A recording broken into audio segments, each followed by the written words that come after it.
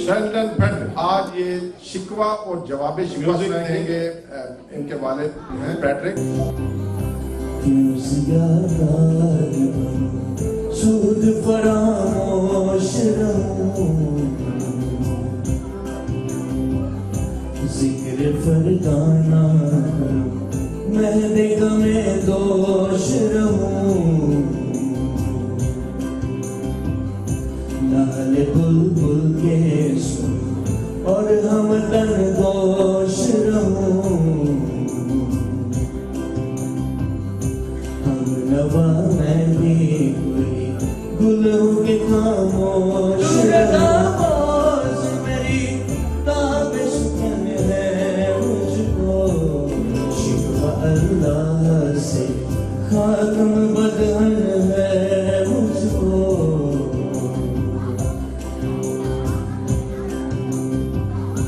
दिल जिस बात कभी निकली है असर रखती है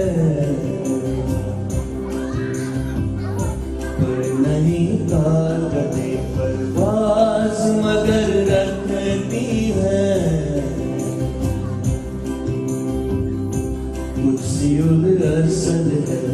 गफलत पे नजर रखती है खाक से उठती है गुर्दों पे नजर रखती है शावे तस्लीम में मशहूर है किस्से दर्द सुनाते हैं कि मजबूर है हम साज खामोश फरियाद से मामूर है हम नाला आता है लब पे मशहूर है खुदा शिकवाए अरबाब वफा भी सुन ले हो गए हमसे थोड़ा सा गिला भी सुन ले पीरे गुरुतोने का सुन के कहीं है कोई